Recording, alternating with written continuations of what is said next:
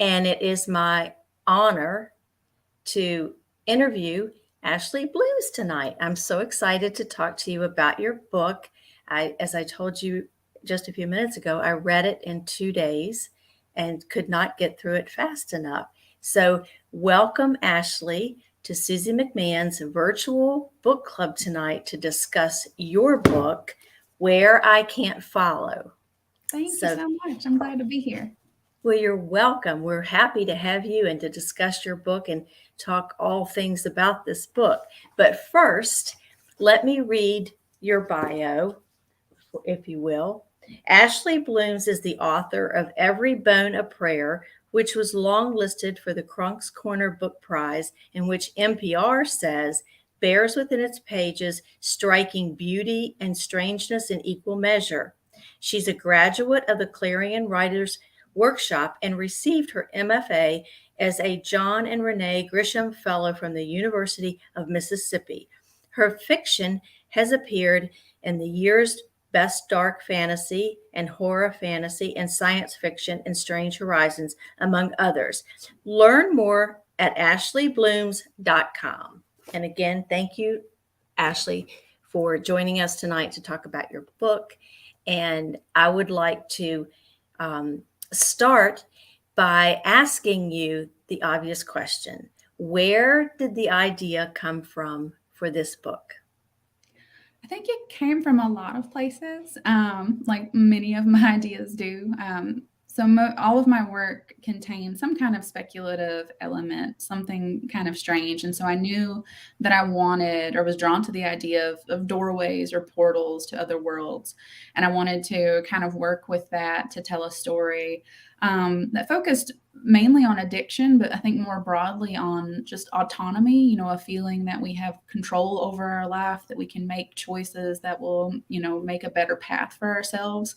And to really think about what happens when we lose that feeling, when we feel like we don't have opportunities to change our life for the better. And just all the ways in which, especially women, will experience losses of autonomy. So you can see it sort of in various ways in the book. You can see it through Marin, the main character. Her losses of autonomy because she's a caregiver, or her best friend who's mentally ill, and so the ways that she sort of loses control over her life, and her grandmother as she is aging, and what that does, and the ways that people will try to sort of take control from her. And so that was really sort of the main thing that I was kind of circling around, and wanted to use the idea of doors, which are portals to something else, an escape, to kind of think about, what happens when we feel like we don't have opportunities to change our life for the better. And speaking of addiction, I made a couple of notes about on pages 68 and 69 the conversation that she had about Julie not taking her meds. And that really kind of hit me. Mainly, I have been through addiction with a child, so I know all too well the hardship it causes on the family in addition to the person.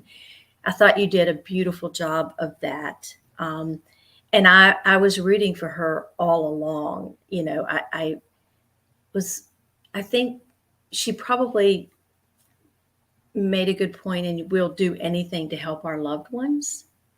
And that's, you know, she did. I mean, I was very surprised about that. Um, was that hard for you to write? Did you have to dig deep to write that on the pages? Yeah, it was definitely emotionally challenging at times. Both of my parents were addicts, and have different sort of amounts of sobriety in their life now. And so it's very much impacted me. And I grew up, in southeastern Kentucky, which is experiencing sort of the opioid epidemic, this sort of crisis. And so it was not just within my immediate family, but a lot of friends and community members being affected by addiction. And so it was something that was weighing heavily on me. And especially some of the ways that we see addiction depicted in Mhm. sort of modern or like storytelling that I just didn't love, didn't necessarily agree with, and really wanted to kind of push back against some of the assumptions about addiction being, purely about willpower, or, it's a weakness of self that creates addiction, which is just something I do not at all believe in. And it's always far more complicated. And I really believe that, addiction is an attempt to survive, as strange as it is, as destructive as it is a way to cope. And until we address the things that people are coping from, the thing they're trying to cope with, it's not going to be easy to get better. And so I really wanted to show Marin's struggle with caring for her family and with her friends and finding the right way to do it. Because so often we can overstep in our caring. We can end up making people feel worse. So it's just the complications of what do you do to try to love someone and help them, while also knowing that you cannot control them or make choices for them. And then also not being an enabler, because that's a very difficult line to stay away from. And I probably don't even need to get into all of this, but when we went through addiction, it was take her to church and she'll be okay. Or I didn't do something right. I remember I was doing it 2006 to 2008, so that was way before we started having better conversations about addiction. And so this book really really was close to my heart about that. So you did a beautiful job with all that. I really, I'm just amazed that you put all that on the page. Now, when you write, do you write from beginning to end, or do you know how it's going to end? Did you know how it was going to end? I had an idea. I'm usually pretty close. And that's generally how I like to write, is to kind of take some time. And especially the more that I've written, Every Bone of Prayer, I did not sort of outline it or anything like that. And it was really a process of exploration and often of surprise. And Where I Can't Follow had its surprises, but it was one that I spent a lot more time with on before I started writing, doing planning and thinking things through. I had a massive on the walls of the office I'm in now, a big spreadsheet printed out where I was kind of moving things around.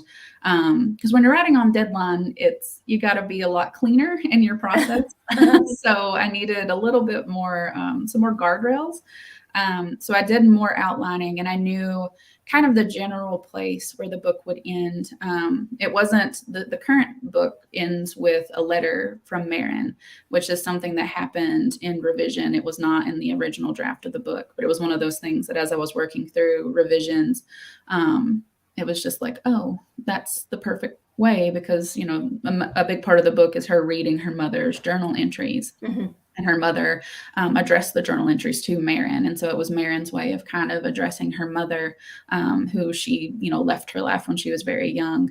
So that part was not planned, but it was a nice surprise. And I think it was the right move. I would agree with you on that. I think it definitely was the right. I'm going to read a comment here. Shoshana Williams Conway says, the doors felt like an invitation to death, especially since no one ever returned who chose the doors. That's a great observation. Yeah, I would definitely agree. I mean, suicidal ideation was very much on my mind. And, the idea of suicide with the doors, I think it's the correlation is very strong between them, because it is a leaving, a permanent leaving that the doors offer. And so that was definitely something, especially again, going back to that idea of not feeling like there's anything we can do to make our lives better. And suicide is an option for that. We have autonomy over our own life, if nothing else. And so the doors and the story really, I think, tries to explore kind of the line that we walk. And Marin even has moments of really questioning taking her door, what she's going to do. And I think that was definitely the space I was thinking about. You did, that was beautifully, as I said before, beautifully done. I was rooting for her the whole time. She made me cry some, but then I was happy for her some. The other, I made another note about going through her friend's purse, looking for her meds, and you know, you can say that maybe that was overstepping, but I also think it was coming from a place of love. How did you feel about that when you were writing it? Yeah, it was.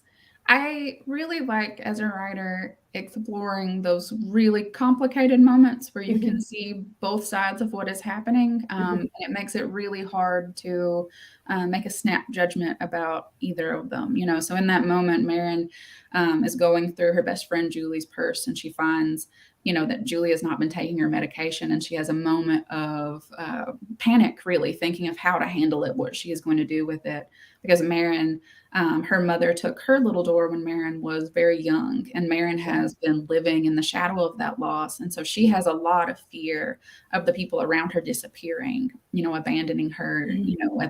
without any notice. And she has grown up with Julie as her friend since they were children. But Julie does deal with suicidal ideation, and her mother did as well. And so it is this kind of specter that hangs over Marin. She is always worried that she's going to lose Julie. And that makes her, I think, sometimes cling a little too hard to Julie, to watch a little too closely. But we also understand why she Yeah, was exactly. doing that. So again, it's that space where it's like it's kind of sticky, and that's so much of love is those kind of sticky situations that we get into where what is the boundary between love and control, what is the boundary between like caring for someone and overstepping, and it's not an easy answer. Correct. It is definitely not. My heart ached for her growing up, thinking she was going to lose people as she had lost her mother. And, you know, I didn't grow up like that. I didn't experience any of that until I went through this addiction issue with my daughter. And I know that feeling of thinking that you're going to lose someone to an overdose. I mean, I understand that. And I think when you go through something like that so profound, I think it changes you. Absolutely.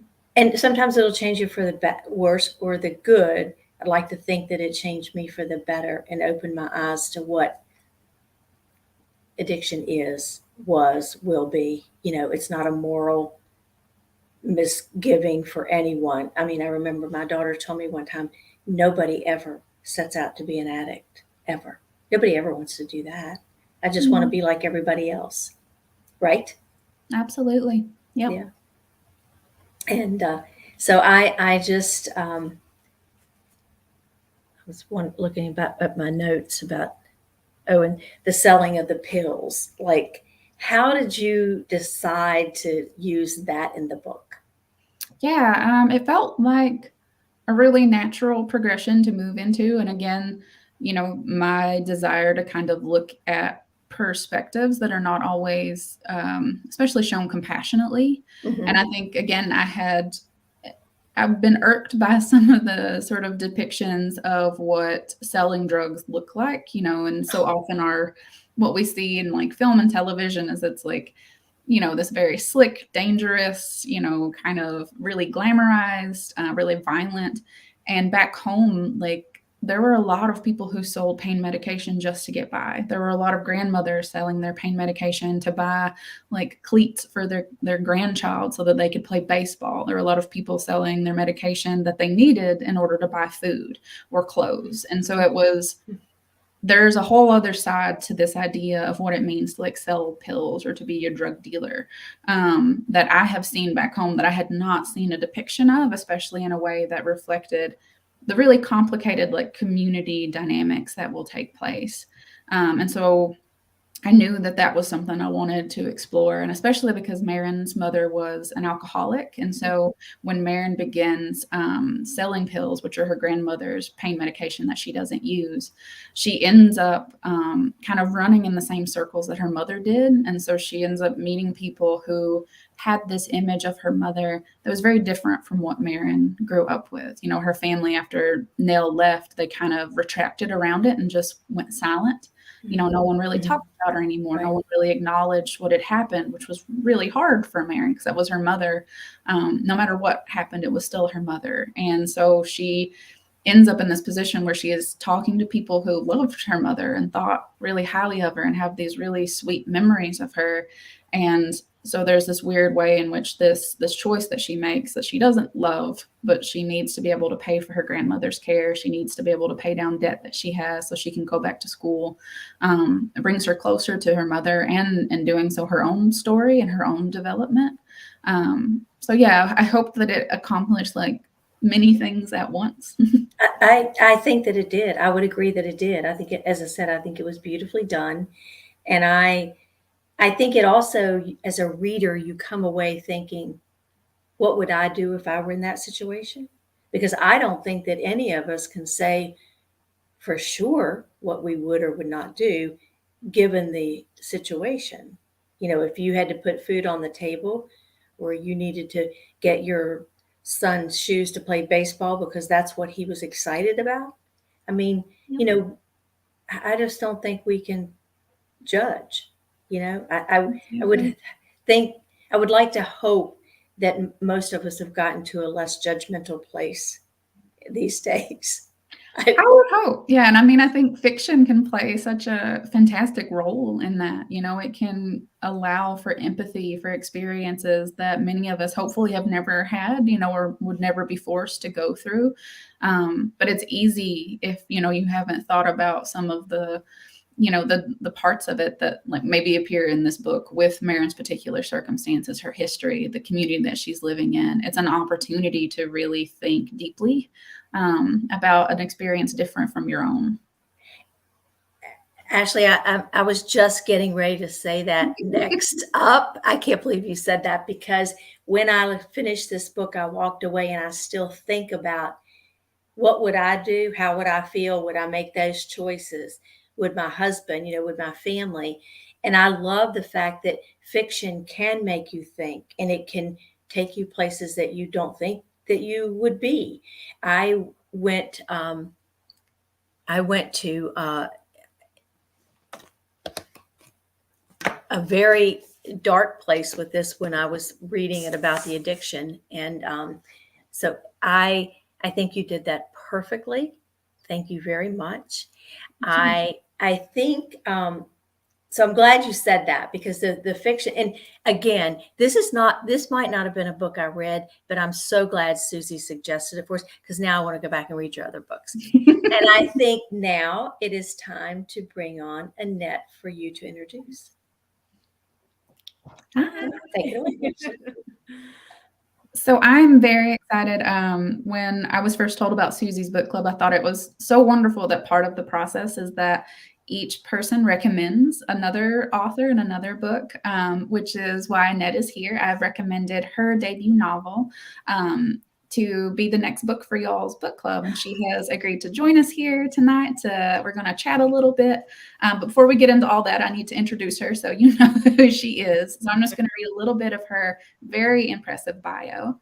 Annette Sinook Clapsaddle, an enrolled citizen of the Eastern Band of Cherokee Indians, resides in Qualla, okay, North Carolina, with her husband, Evan, and sons, Ross and Charlie. She holds degrees from Yale University and the College of William and Mary. Her debut novel, Even As We Breathe, was released by the University Press of Kentucky in 2020, a finalist for the Weatherford Award, and named one of NPR's best books of 2020. In 2021, it also received the Thomas Wolfe Memorial Literary Award. So thank you so much, Annette, for being here tonight and agreeing to join us. Thank you, Ashley. I am honored that you would recommend my book. I'm such a fan of yours. Thank you. Yeah, you were the first person that popped to my mind. I was really excited. Annette and I have been in similar circles in South. I mean, writers who Appalachian writers tend to stick pretty close together, and we have a great community, great networks. So we have run in all the same circles, but we have never met in person yet, which is something hopefully we will rectify one day. Yes, I hope soon. Yeah. So I think we're just gonna do a little bit of a chat, Annette and I, and talk back and forth. I wanted to start by asking you a question about your debut. The book that I'm currently working on is historical, and it is the first historical book I've ever written. And it is challenging in ways that I did not anticipate. It's great, but it's it's a very different thing than writing a contemporary book. So I wanted to ask you how you went about writing your book, because it's also set in the past, and sort of what your research process was like, how you kind of incorporated and kind of brought that time period to life. Yeah, absolutely. So for folks that are listening, just a quick background about the history, right, that I wrote about. The book is set the summer of 1942 when the Grove Park Inn in Asheville, North Carolina, held access diplomats and foreign nationals as prisoners of war. And my protagonist is a 19-year-old young Cherokee man who goes to work there that summer. And he's eventually accused of being involved in the disappearance of a diplomat's daughter. He also has a relationship with a young woman from Cherokee. It's a complicated relationship, so it's not a straight line love story. And he's got some family history he's unraveling too. So to your question, Ashley, I was working with a history that is pretty limited in terms of print material in the archives. The Grove Park Inn does a fantastic job documenting a lot of their history, but as you can imagine, there wasn't a lot of documentation of that summer when it was, serving as a prison, basically, which on one hand was actually fantastic because there was less to get wrong and more to fictionalize. But on the other hand, I had to turn to some alternative resources. So one of the things I really love to do is use photography. So I could find a lot of photography from the region, both from Cherokee and Asheville, because I wanted to convey a sense of place in that time period. And I think you can look at still photography and imagine the motion of it. So what it sounds like, what the air pressure may be like, all those things that are important to me as a writer. But I was kind of laughing when you asked that question, because I often tell people I didn't realize I was writing historical fiction until I filled out the marketing packet for my publisher. And I know that sounds bizarre because obviously I knew I was working in 1942, but the themes in the book for me felt so, and still feels so, contemporary. The book deals with issues of racism and classism and citizenship, all of these things that are still top of mind today. And so I was more concerned with that. And then using more like photography to help me get a sense of place and not worrying so much about conveying all of the very specific history. Now, of course, you got to get it right.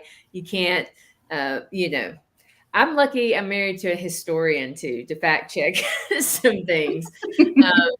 So that's good. But I recommend photography and using your resources. I like to talk to people rather than reading about it, because I think you get a more complex view of history when you hear it orally, even just from an expert, if that makes sense. I don't know if that makes sense. Absolutely. Yeah. I love that you use photography. That's such an interesting way of kind of embodying that time period. You can read the words on a page and, you can do all kinds of research, but kind of looking at an image, because so much of writing for me is like images in my head. I can see and sort of feel everything that's going on. So I love that idea. That might be something I got to do a little bit more, is look at some more, photography and imagery from the time period. It's really cool. Yeah. It's kind of funny you asked me that question, because I was actually going to ask you the reverse question, because I'm working on a contemporary novel right now, and I would not call it speculative, but it does walk that line with a little magical realism. And that's a real fine line for me, because I'm also want to stay away from some of the stereotypes that magical realism might convey in Native literature, and I think it could do that probably in Appalachian literature too. So I love your work in that genre. And so my first question is, do you consider your work speculative or magical realism or both? And what's the line there? Speculative broadly, because that's like, just a big old umbrella term for literature that, because you can do sci-fi, horror, fantasy, all of those kind of fall under that umbrella. And so what I do can fall under it pretty neatly for people who maybe haven't heard the term magical realism before, or fabulism, slipstream. There's a lot of small genres kind of describing the blending or blurring of like reality with sort of fantastical things. And so I tend to lean towards speculative when I define it. Magical realism also has such a history with Latin America as a genre, and was in its inception and its original uses often a way to talk about colonialism, which is not my own history or my own relationship. So I tend to not label my work in that way. I'm fine if other people do, because I know I think it's the word we're all the most familiar with. But yeah, I usually tend towards spec just because it's simple. So in doing so, because your work is so different than a lot of the speculative fiction that I've read, I guess my question is, what part of the magic do you want your readers to take away, and what part of the realism do you want them to take away? So even considering this last novel of yours, when your reader walks away, what piece of the magic do you want them to take? But what real issues are important to you that they walk away with? Yeah, I see the sort of both of those elements, the speculative and the real, as really entwined in my work, which is what I want, is for hopefully them to act as kind of mirrors for each other. And so much of the kind of world building that I do, or the planning I do around the sort of speculative elements I use, is tied really, really closely to theme. So, the doors don't necessarily operate the way that portal stories often operate. You usually know where you're going. You see people step through doorways, right? I mean, just think of Narnia in the closet, the wardrobe. You see what's on the other side. You kind of move back and forth. But since the thematic material, the issues that I wanted to look at were sort of addiction and autonomy. And so I wanted the doors to be more mysterious. I wanted to sort of close off that and make it a different kind of choice. And so hopefully the two things are really tightly wound together, so that the spec elements are hopefully adding a kind of, strangeness, whimsy to books that, I tend to write about heavier topics. I don't shy away from anything that is difficult. And so I think that, the little doors and Marin's little door, it's description, it's beauty, it's strangeness, it's the way that it moves through her world, hopefully adds something to it, and reflects my own relationship with home as being a place that is really strange and liminal, and where all of these sort of, supernatural things felt very near, especially through like, stories I grew up hearing and things like that, and like folklore. So hopefully they add sort of that kind of element to it, while also helping facilitate discussions and thinking about and looking at issues that are sometimes hard to look at. So hopefully they kind of both help each other. That's my goal anyway. Yeah, well, I absolutely think that you do that. That's great. Well, I have a couple of questions, a question for each of you. First, I'll start with you, Ashley. When is your next book coming out? We're not sure yet. I'm currently drafting it right now, a little bit slower than I'm used to drafting things. The writing historical is a little more stop and start for me anyway than I'm used to. So hopefully not too far. Okay. Well, you'll just keep us all posted, because we're going to be always. In the meantime, I'll have plenty of time to go back and read your other ones. And how about you, Annette? When's your next? Do you know when your next one's coming out? Oh, I wish I could tell you, but no, you can't. That's all right. No idea. No, I'm in the middle of it right now, and okay. I don't have a contract, so I'm not on a deadline, which is a bad thing. I think for me, so I'm taking my sweet time, but hopefully sooner than later. Okay. Well, we'll be all just patiently waiting, because you know, I'm going to read your one for next month. Obviously, as soon as I get off here, I'll be ordering it and be ready for next month, because this has been very, very exciting speaking to both of you. I mean, Ashley, I can't believe I got to talk to you about in depth about your book and how you did it and all that kind of stuff. And Annette, I'm really looking forward to reading yours as well. So if you two have other questions for each other, please feel free to continue. Yeah. Well, I was going to mention, Ashley, I was thinking about your question about writing historical fiction. And I was also trying to remember who told me this, because it was another author and I can't remember who it was. But they said that all fiction should be written as historical fiction. And I can see that, like, on one level, right, that like this moment's past, so it's, you know, it's historical. But I think specifically they were talking about how we set a scene for our reader in a way that brings it alive the same way that historical fiction, or how historical fiction has to. The description has to be specific enough of a place that people may not ever experience because it's in the past.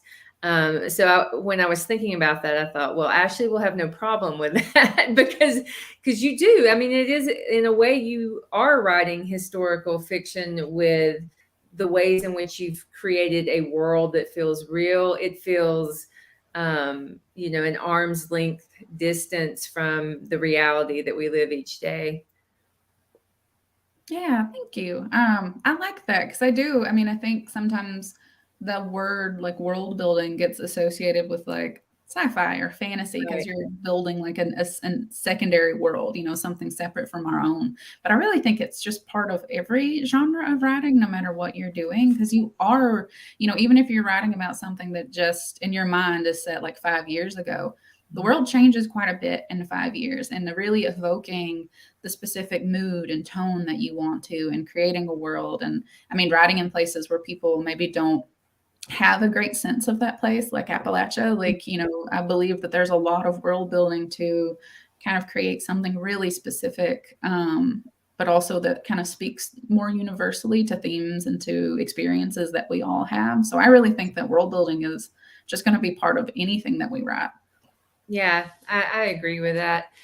Speaking of Appalachia, do you think you'll always stay in Appalachia in terms of your writing? Do you think that's where It's you feel comfortable?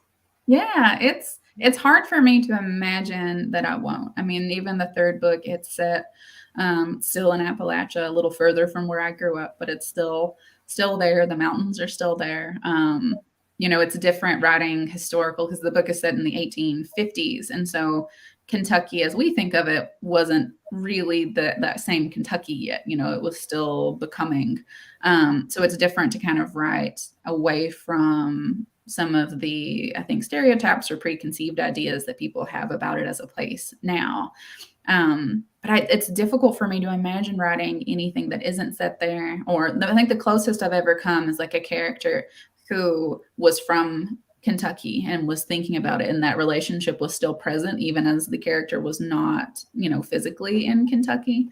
Like that quote, it's like, I've never met a Kentuckian who isn't going home or thinking about going home. So it's difficult for me to escape in my work, and I don't know that I even want to. I'm very I really love writing about home, and I feel like there's such a richness here that it would take me many years to feel like I had tapped that out.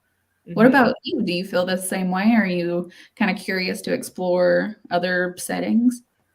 I think I feel the same way. I feel like there are so many stories yet to be told that I'm never going to run out of material. And I want to find, you know, nuanced ways of sharing, you know, in my case, kind of, you know, Eastern Band culture with a world that, for the most part, is not familiar at all with Eastern Band Yeah. culture, and in some cases, Indigenous culture in general. So, I Ashley, you may know this, but just for the sake of others, my book was the first novel published by a citizen of our tribe, and that's kind of stunning and sad in so many ways, Yes.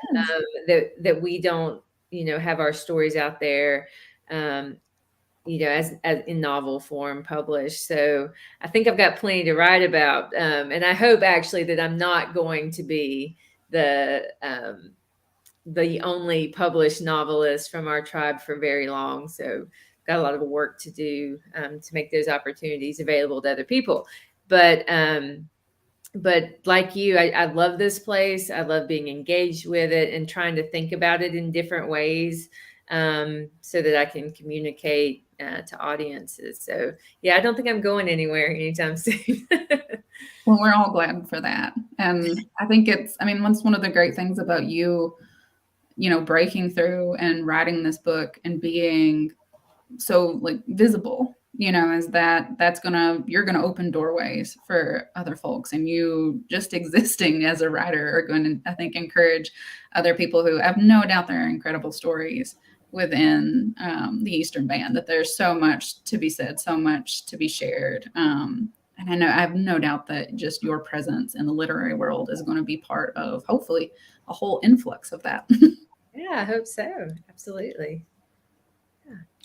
Yeah, and I know that, and even as we breathe, you included some Cherokee words like in the book, but I don't think that you sort of define them necessarily, and so they were just kind of part of the book. And so I wondered, what was your thought process, how you kind of approached that and made those decisions? Yeah, because I talked with my editor and the press a little bit about that, right? Do we include a key at the end, or are we explicit about it? And the words that I chose, or the phrases that I chose, I wanted to be intentional that these are the words that even non-fluent speakers today use, and put them in a context that readers might be able to pick them up. So this is the way we learn language anyway, right? If we really learn it, it is just kind of picking them up in context as we listen to it.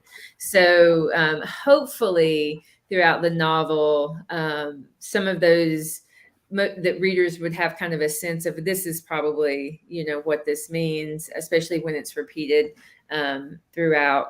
And I didn't want it to be a language lesson that you could find in a dictionary. I wanted it to be kind of more immersive for a reader, but not overwhelming, not problematic for a reader. And then the other thing, very specifically with especially Lishi's name, who is a grandmother figure, I like to play with labels in that book and rethinking how we label relationships.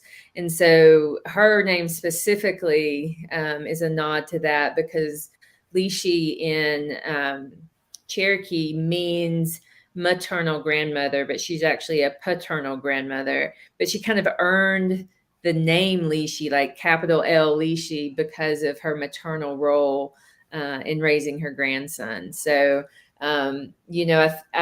I wanted to go back to the thought that language is more than translation. It's relationship, and that's kind of what's going on in my head, and it may just amuse me. I don't know how much it translates on the page, but I think our Cherokee language translators often get the questions to translate a word, and you just can't, because it's about relationships. So I love that. I love that too.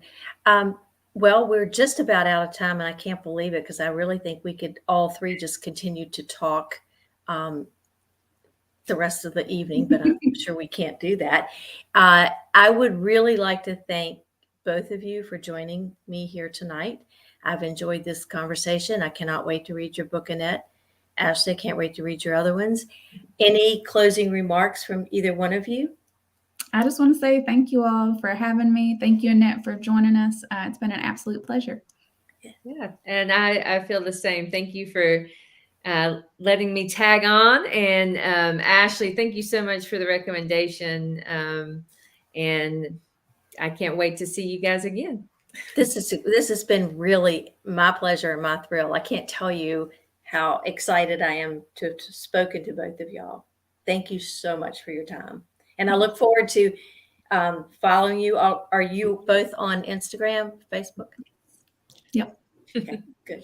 Sounds great. Thank you so much. I just wanted to pop on and say thank you to Francene, Ashley, and Annette for a wonderful evening of conversation in the virtual book club tonight. Francene, you did an awesome job. We normally at the end, after we've done our thank yous and byes, have the authors either hop off and watch for book club business, or you can go back to your own lives. Annette, I need to get on the emails with you to confirm what month and day we will, or month we will feature your book. Okay. I'm so excited, and thanks for spending your evening with us, ladies. Yeah. Thanks, y'all. Have a good night. Thank you. Take care. Good night. So Francine, how did that go for you? Congratulations on hosting your first meeting. Thank you, Susie. I loved it.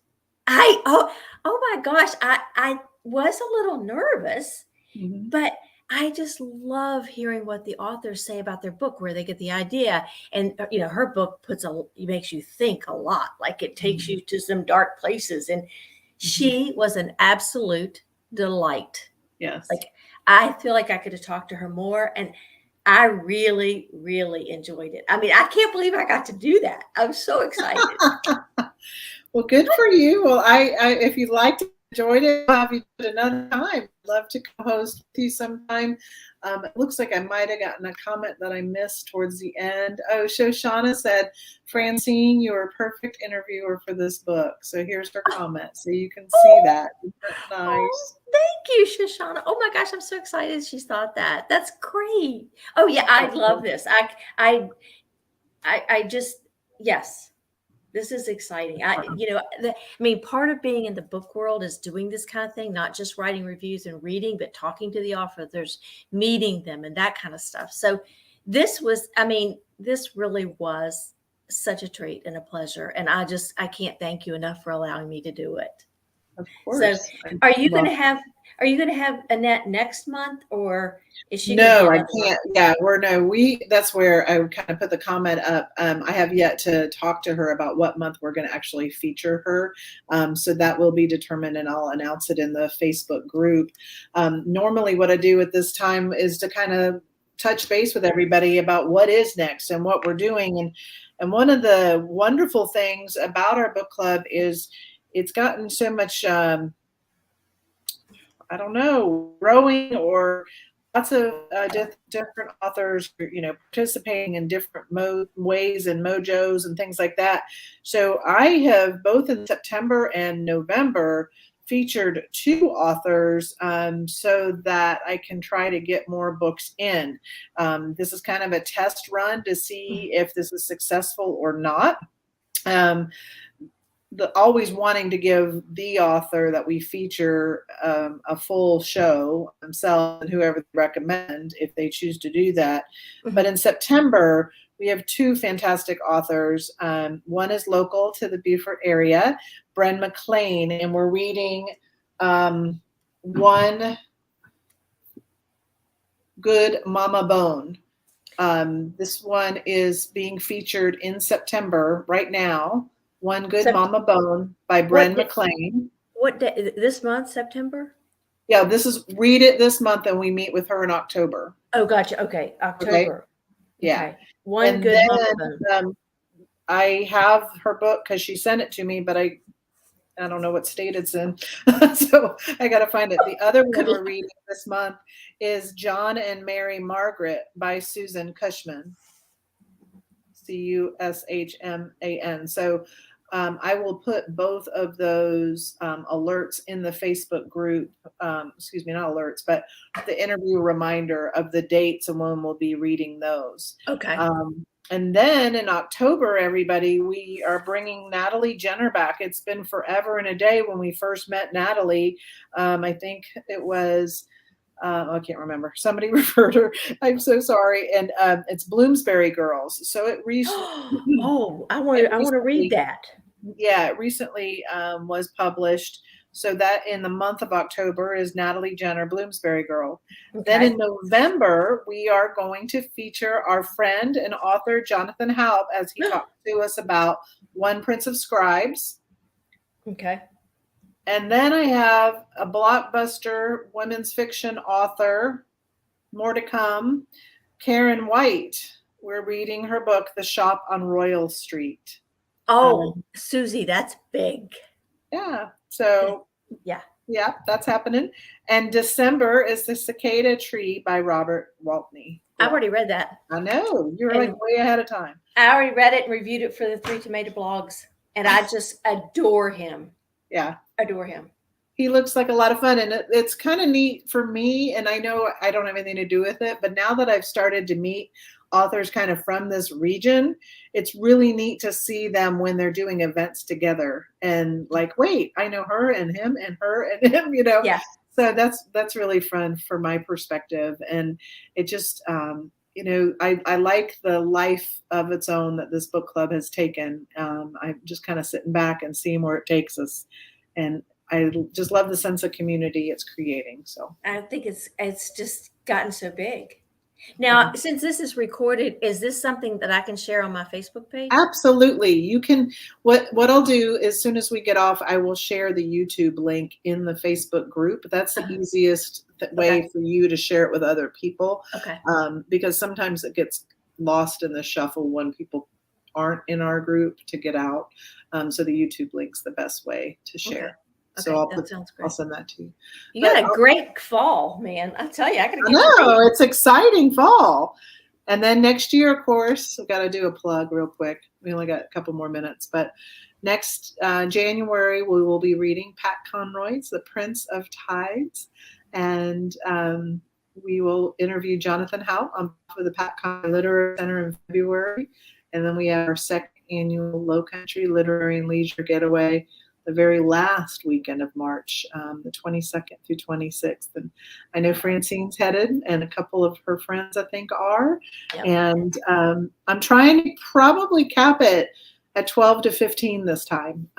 There's a couple of activities that I want to do that I think we'll be able to manage better with a little bit smaller of a group than we had last time. So we had 20 last time, and I think a little bit. So we'll see. If people are knocking down the door, maybe I'll open it up for more. But I think the unique, and the other thing I'm going to try to do, Francine, is have some of the authors kind of have their own events. For an example, I don't know exactly, but Rebecca Bruff, I was going to ask her if she would like to do a deeper dive into some of the history of Robert Smalls while we're outside his house, that kind of thing.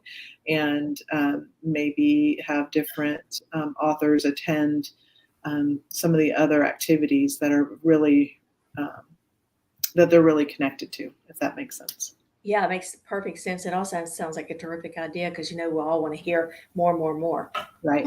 Exactly. Exactly. Well, I don't know what time zone I'm in, so I'm going to say thank you again. I mean, I know, but I don't feel it. I want to thank you again for filling in tonight, and I look forward to having you back on. Take a look at that schedule and let me know who you want to interact with, okay? Oh, I mean, I already know who I want to interact with. Okay. Robert. But, all right. December. Jonathan, no, I'll let you do Jonathan because y'all are big buds. But, it's just anybody. I'm just thrilled that I got to do this. All right. So thank you. Have a wonderful evening, and you did a great job. Take Thank care, you, everybody. Have a good night, all. Take care. Bye. Bye.